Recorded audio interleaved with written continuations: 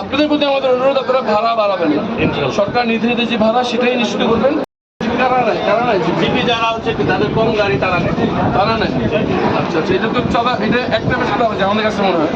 জিপির নামে তো কোনো বৈধ নাই, আছে কিছু আইনি আছে কিছু? জিপি বলতে পরিবহন জিপি বোঝাচ্ছেন নাকি যে মালিক সমিতির আলাদা কিছু নাই সেটা? দুইটাই বুঝাচ্ছি, আমি দুইটাই কথা বলেন। হ্যাঁ, পরিবহন বলতে যদি আমাদের ব্যানার হয়, আমাদের ব্যানারে অন্য কেউ গাড়ি চালায়, সেই ক্ষেত্রে এটা একটা ভাড়া বাবদ জিপি বলা হয় টার্মিনালের ভাষায়। আচ্ছা আচ্ছা আচ্ছা, এটা পরিবহনে যেমন হলো আমাদের তো নিজস্ব শ্যামলি হানিফ এগুলো করে না, কিন্তু আপনার ওই যে ছোট ছোট পরিবহন যেমন আমার হলো আহাদ আছে, আসাদ আছে, এসব পরিবহনে কেউ গাড়ি চালাবে, সেই ক্ষেত্রে তারা একটা অ্যামাউন্ট দিবে যে কাউন্টার খরচ, লোড খরচ বাবদ একটা জিপি হয়। এই জিপটা কই যাবে? টাকাটা কই যাবে? এটা যার ব্যানার সে মালিক পাবে।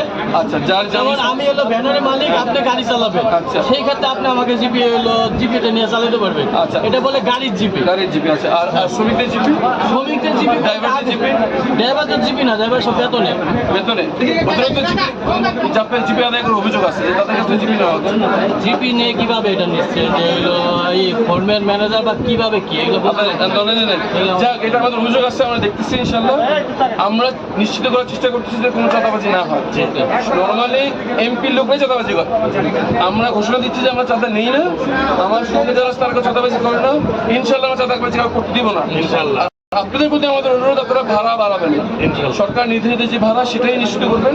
আর যানজট যাতে না হয় সেজন্য আমরা কাজ করতেছি।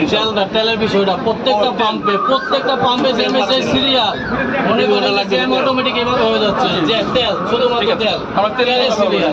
ধন্যবাদ। ঠিক আছে।